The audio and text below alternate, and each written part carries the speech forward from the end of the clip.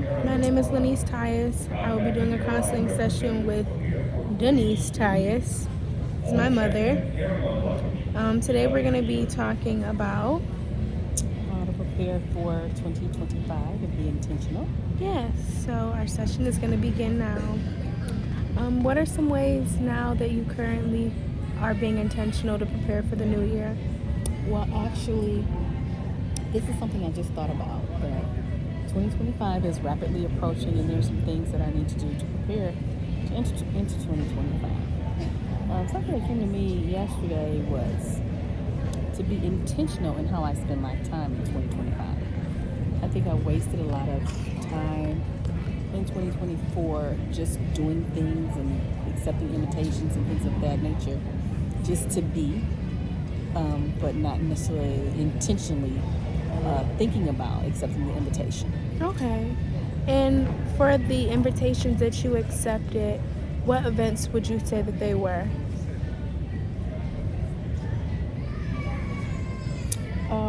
Just social gatherings, Like birthday parties, birthday party, dinners. dinners.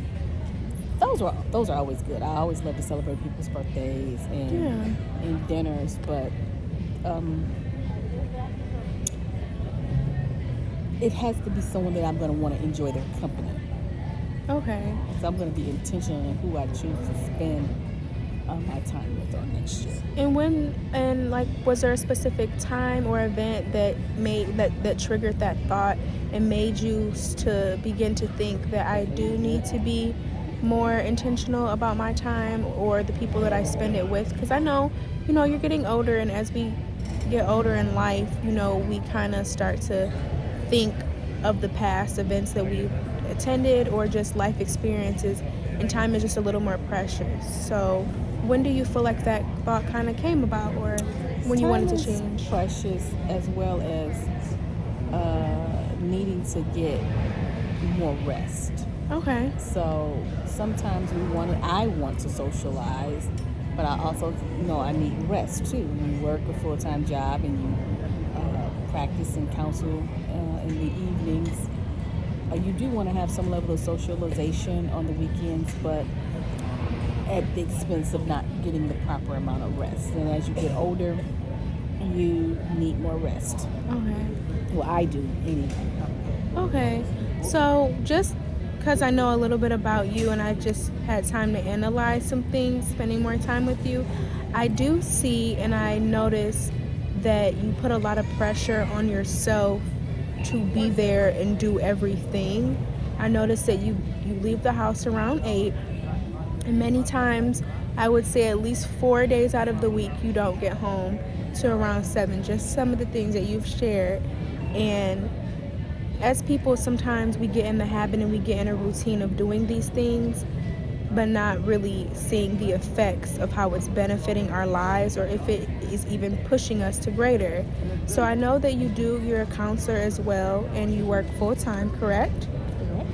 Okay, along with your extracurricular activities. So what I would recommend for you to do is to just try to set more boundaries on Sundays. I know we also talked about meal prepping, which is also being intentional about your health, because I know that's some of your goals. I know planners sound really crazy to some people, Have it with me. but getting a good kitchen planner. Kitchen planner. What's a Yeah, kitchen planner? so what usually people do is they have it either in their kitchen. It's large, so you could see it like you're walking past it more frequently, because we're always in the kitchen. So you could either get a big one for your refrigerator, or you can get one and kind of put it in a area that you are walking more past, so maybe in the hallway, and plan out your week ahead of time on a Sunday and kind of carve out specific slots and times for things that are important, and also be more intentional about setting boundaries. Let's say somebody calls you in the middle of the week, but you've already planned your week out on Sunday. Take time to reflect and think about, is this going to benefit me? Is it going to allow Denise to lose rest? And am I going to enjoy being at this place that I'm supposed to be going to, or at this gathering? So just asking yourself those 3 questions can kind of cause your mind to start thinking does this really make sense, or am I just doing it to do it? And I know this year I just did a lot of stuff just to do it. And for me, after having really sat down, and I went to 2 events this year that allowed me to experience peace in my mind and in my spirit.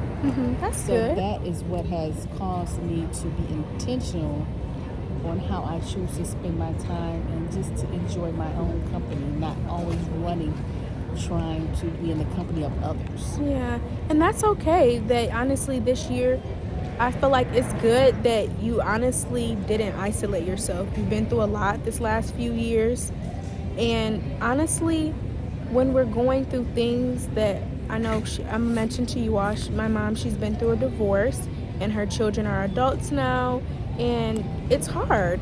So sometimes life can allow us to get in those seasonal depressive states, but for you to surround yourself around people and not self-isolate honestly shows a little bit of inner strength, because when you're isolated and you're alone, sometimes you harbor and you're just alone, and you get a little bit sad, and then you kind of just start to not think very positive about where you are in life. But for you to be surrounded about people, even if you genuinely may not be enjoying the time or the people there, just being around people that kind of do have interest and love you is still good. That you kind of did intentionally thought about that, because even though you don't think that was an intentional thought or an intentional doing, I feel like your mind, you honestly were intentional about that. So I would say look at that as a positive. It is a positive because when you are around people, and with me being a people person,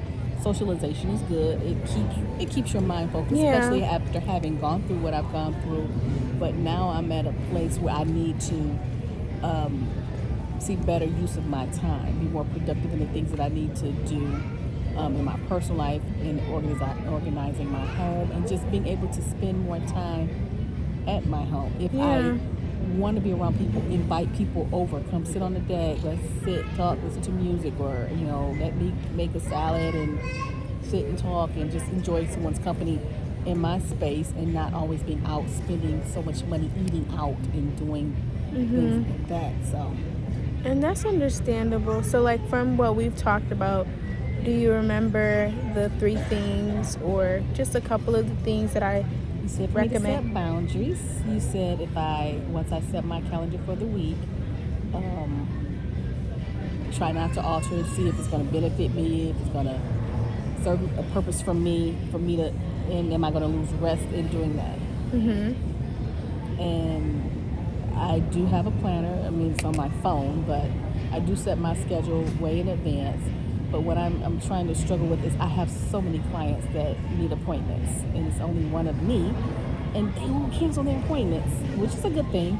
But I'm trying to figure out how I can still service the needs of my clients, service myself, and not be overextended. So I noticed you did mention to me a couple weeks ago you do have a mentor that was once your mentee, and she was observing you, and so now she's succeeded and has her business now, and that's what she does full time. So I would definitely say pull from her, because I know she's very, she can spiritually help you as well as financially and business wise. So I would say you're talking about building your community, about people that have similar values and that are interested in things that you're interested in. And I think that her friendship will be valuable, and not always having people around you that in a way pull from you. And I think sometimes we intentionally, if we're givers, we surround ourselves with people that are pulling, and we can never, or people that are receivers.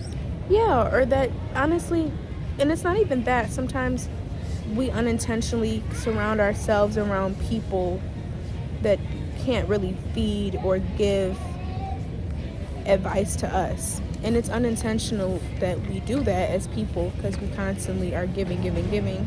But I think that she will be a great friend that could help you figure out business-wise how you can maybe hire a person or two, do some interviews.